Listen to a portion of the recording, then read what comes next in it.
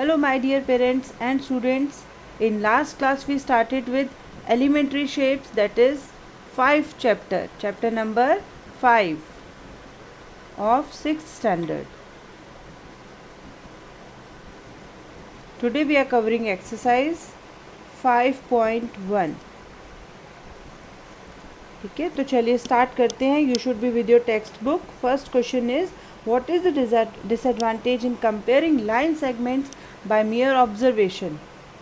By mere observation means आपने कोई ruler या डिवाइडर यूज़ नहीं किया है और आपने दो लाइन सेगमेंट्स को जस्ट देख करके बताया है, जज किया है विच इज़ ग्रेटर.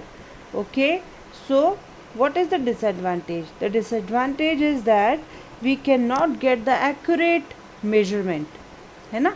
जस्ट अगर हम लाइन को देख कर के बताएंगे दिस इज़ लार्जर और दिस इज़ स्मॉलर, तो एक्यूरेट हमें मेजरमेंट नहीं फिर भी मिल पाएगा कि इनकी लेंथ कितनी है. ठीक है, so this is the disadvantage of measuring the line segments by mere observation. So what can we write? Comparing the line segments by simple observation may not be accurate. So comparing the line segments by simple observation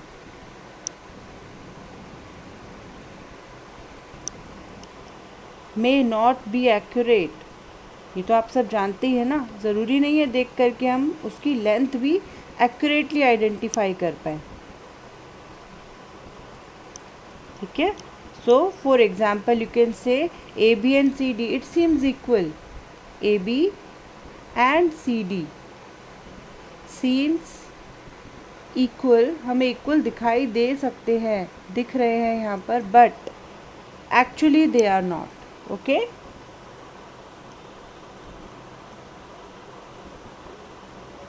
so this is the first answer.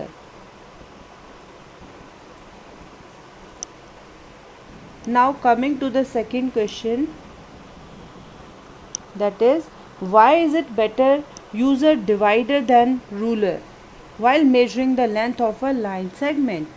देखिए, कभी भी हम एक line segment को अगर major करते हैं ruler की हेल्प से और डिवाइडर की हेल्प से. रूलर क्या है?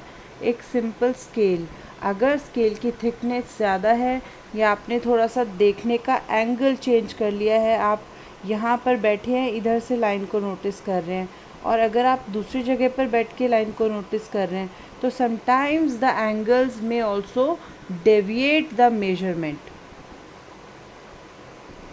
नॉर्मली हम क्लास में, स्कूल में रूलर से ही मेजर करते हैं, but when it comes between ruler versus divider, so divider will always give you accurate measurement. Okay, so it is always better to use divider instead of ruler if you have to go for accurate measurement. Okay, so this is the answer for question number 2. Now coming solution third question is draw any line segment say AB, take a point C. So first we will draw a line segment AB. एक हमें line segment बनाना है AB. So this is the line segment AB. Take any point C lying in between A and B. So now we have to take a point C which lies in between A and B. Let's say this is the C point. Okay, measure the lengths of AB, BC and AC. अब हमें A से लेके B तक की major करनी है length AB. उसके बाद हमें करनी है BC की. This is BC from here till here, and then we will measure the length of AC also. This is given in the question. So let suppose AB and BC. First AC. अब इन सब की major आप देखिए depend करता है आपने कितनी लंबी लाइन ड्रॉ की है. It's a line segment. ठीक है, उस लाइन सेगमेंट की हमें मेजरमेंट चेक करनी है. Suppose AB is 6 centimeter. Okay, and we already know that it is in between, कहीं पर भी ये लाई कर रहा है. हो सकता है हमने इसको एक्यूरेटली मिड पॉइंट पे बीच में लगाया हो सकता है थोड़ा सा लेफ्ट या राइट में हमने इसको पोजीशन किया हो. So we are just taking it as 2 point BC and AC.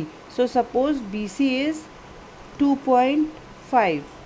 Okay, so in that case AC will be the rest of the length. 6 में से 2.5 को अगर आप सब्ट्रैक्ट करते हो तो उतनी ही लेंथ हमारी AC की आने वाली है. ठीक है, अभी तो आपको यहाँ पे स्केल की हेल्प से, रूलर की हेल्प से इसको मेजर करना है. ठीक है, suppose it is 3.5. We are just taking it because I am not measuring it on the screen, but it is just rough idea. Suppose it is 2.5 and it is 3.5. So total will become, now it is asking is AB is equal to AC plus BC. This is the question. So let's check it.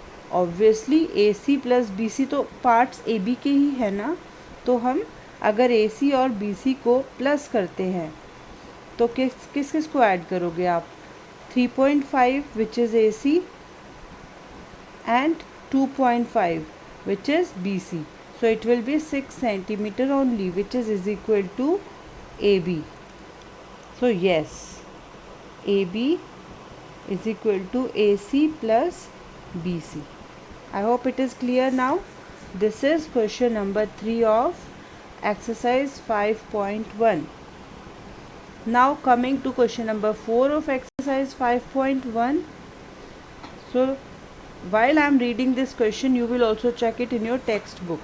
Okay, if A, B, C are 3 points in a line such that AB is equal to 5 centimeter, BC is equal to 3 centimeter and AC is equal to 8 centimeter, which of them lies between the other two?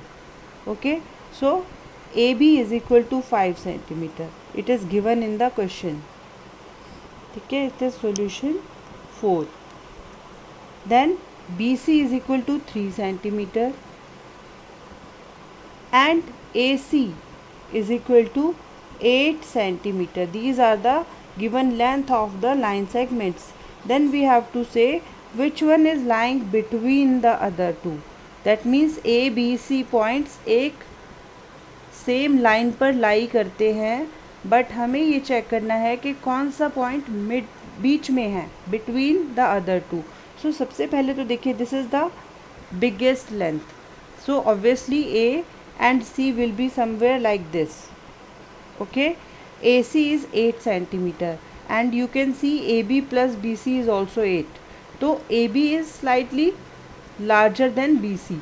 तो हम A के बाद यहाँ पर B show कर देते हैं. It is 5 centimeter and BC is 3 centimeter. तभी तो इसको मिलाकर AC बनी है, which is 8 centimeter. So are you getting it? So can we say that B lies in between A and C?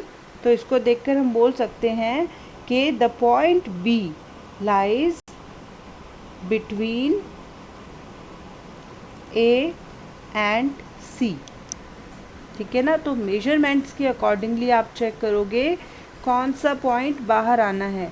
8 centimetre है तो ऑब्वियसली 5 और 3 के बाहर. तो सबसे पहले हम C को यहाँ पर शो करेंगे. क्लियर? तो चलिए देखते हैं next question. Verify whether D is the mid point of AG. So now in question question 5, there is a figure given. This is the figure which is already given in the book. So let's draw this figure also. यहाँ पर कुछ points दिए गए हैं. ये एक number line show की गई है 0 से लेके 7 तक. 0, 1, 2, 3, 4, 5, 6, 7. So say this is the, let's say it is the number line 0. Just give me 1 minute. Yes. So it is 0, 1, 2, 3, 4, 5, 6 and 7. This is the number line. ठीक है. और यहाँ पे कुछ पॉइंट्स भी, इन नंबर्स को पॉइंट्स के फॉर्म में भी लिखा गया है. So these are the points A, B, C, D, E, F and G. ठीक है. तो चलिए रीड करते हैं question. Whether D is the mid point of AG. क्या D A और G का मिड पॉइंट है, ये हमें देखना है। तो सबसे पहले हम देखते हैं what is A G. A G is equal to 7 centimeter. देखो 0 से लेके 7 तक, यहाँ तक हमें पॉइंट्स दिए गए हैं, ठीक है। तो लेकिन ए जी क्या है, ए जी है 7 में से 1 सेंटीमीटर, 1 माइनस करना पड़ेगा, बिकॉज़ ये वाला जो पॉइंट है ये ए जी के अंदर कवर्ड नहीं है। ए 1 से स्टार्ट हुआ है, ठीक है। तो 0 से 7 तक तो यहाँ पे काउंट होगा। 7 में से ये वाला हम माइनस कर देंगे तो ए से लेके जी तक की लेंथ आ जाएगी, ठीक है। तो हमने माइनस किया तो हमें मिला ए जी इज़ 6 सेंटीमीटर। अब चेक करते हैं what is A D. A D, तो देखो 0 से लेके डी पॉइंट कहाँ पर है, दैट इज़ 4, ठीक है। So we will write 4 centimeter minus 1 centimeter. अब ये कंफ्यूज नहीं होना है कि हम 1 सेंटीमीटर क्यों माइनस कर रहे हैं, क्योंकि जो पॉइंट ए है वो 0 से स्टार्ट नहीं हो रहा है, वो 1 से स्टार्ट हो रहा है। तो 1 से लेके 4 तक की हमें मेजरमेंट चाहिए, तो ये वाला 1 सेंटीमीटर हमें सब्ट्रैक्ट करना पड़ेगा। Getting it? So it is 3 centimetre. Okay, then we have D G. D and G we have to find. तो what is D G? Total 7 centimetre है जी तक, ठीक है। उसमें से डी से हमें काउंट करना है, डी से, I am telling you it with red colour, यहाँ से। तो इतना वाला 1 point, 2 point, 3 point and 4 points, ये हम इसमें से सब्ट्रैक्ट कर देंगे ताकि जी से, डी से लेके जी तक की हमें मेजरमेंट मिल जाए। So we will subtract 4 centimetre, so it will become 3 centimetre here. 7 minus 4 centimetre, ठीक है। Is it clear? अब हम देखते हैं what is A G is equal to, क्या वो A D plus D G है? So yes, A D is 3 centimetre, हमने अभी कैलकुलेट किया है। D G is also 3 centimetre, total is 6 centimetre and A G is equal to 6 centimetre, वो भी हमने चेक किया था। तो क्या हम बोल सकते हैं कि जो ए जी है, क्योंकि ए जी की लेंथ है 6 centimetre, suppose this is the A G, ठीक है। And A D plus D G, A D plus D G 3 है, दैट मीन्स डी तो बिल्कुल उसका सेंटर में है, तभी तो उसने दोनों पार्ट्स को इक्वल डिवाइड किया है ए डी और डी जी में। सो we will say, so D is the mid point of A G, this is the question. Okay, so we can say yes,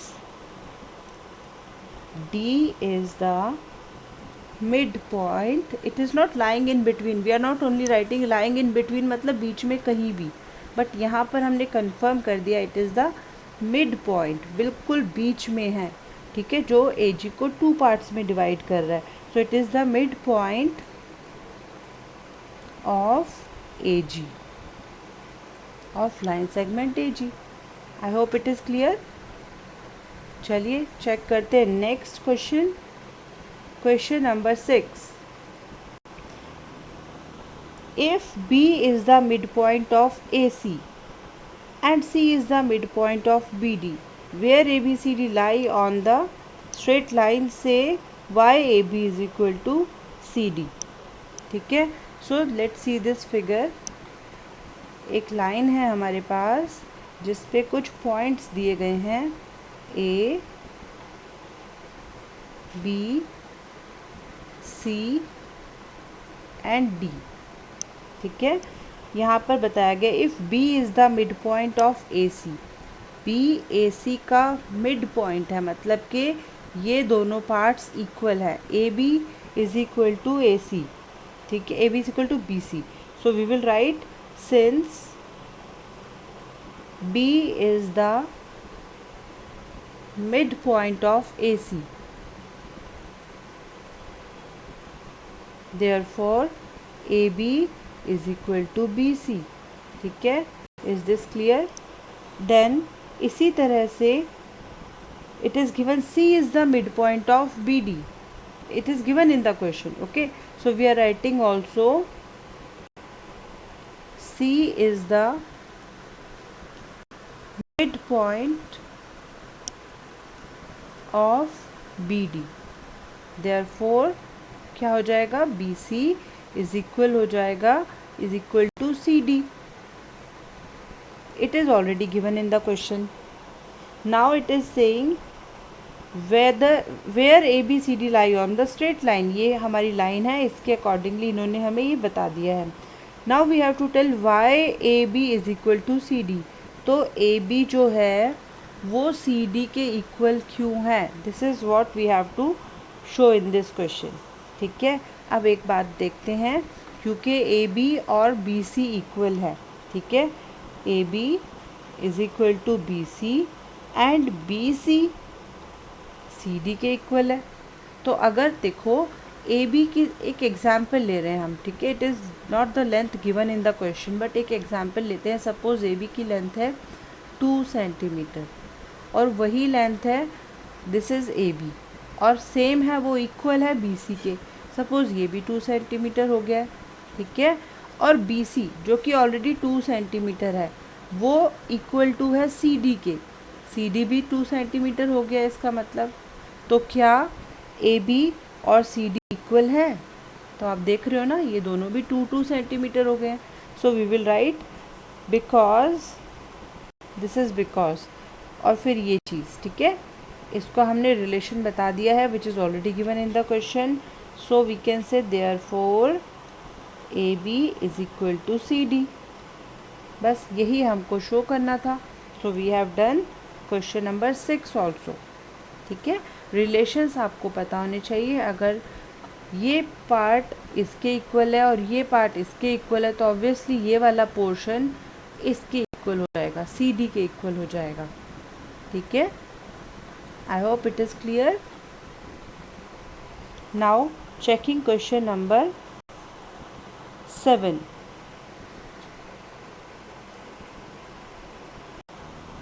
Draw 5 triangles and measure their sides. Check in each case if the sum of the length of any two sides is always less than the third side. Okay, that means we will draw a triangle.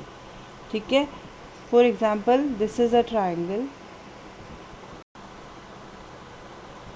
ठीक है, then suppose this is 4 centimeter, this is 3 centimeter and this is again 3 centimeter. It is a triangle. आप कोई भी एक triangle बना सकते हो, कोई भी measurements हो सकती हैं. अब क्वेश्चन क्या बोल रहा है आप देखिए, draw 5 triangles, अभी हम एक ही बना रहे हैं, and measure their sides.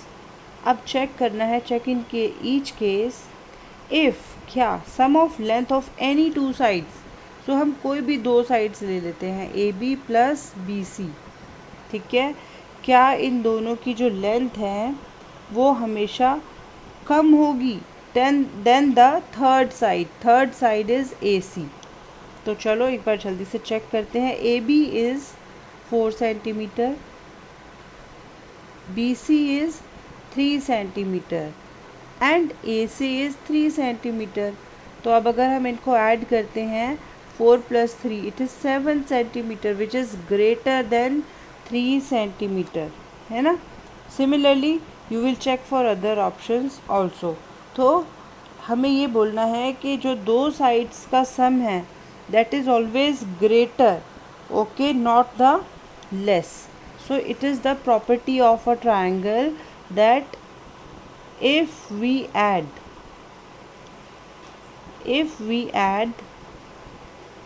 the measurements of any 2 sides, कोई भी 2 sides ले सकते हो आप. ठीक है, of a triangle, then it will always be greater, okay, not less or smaller, greater than the third side. Okay, so question में जो दिया गया है कि जो सम है क्या वो हमें चेक करना है छोटा है तो नहीं, वो छोटा नहीं है, वो हमेशा ग्रेटर होगा। ठीक है, this is the property of a triangle. So with this question we have ended 5.1. I expect that you must have understood everything. Okay, still if you find any difficulty, if you have any doubt or you want me to repeat, you can share it in the comments. Okay, in next video we will be covering the next exercise, that is exercise 5.2. Also please do not forget to subscribe the channel. If you will subscribe, you will be able to get all the videos, and also press the bell icon so that आपको हर चीज़ timely notification में मिल जाए। तो चलिए and करते हैं आज का वीडियो। उम्मीद करती हूँ आपको अच्छा लगेगा। लाइक कीजिए, सब्सक्राइब कीजिए एंड शेयर कीजिए। Thank you.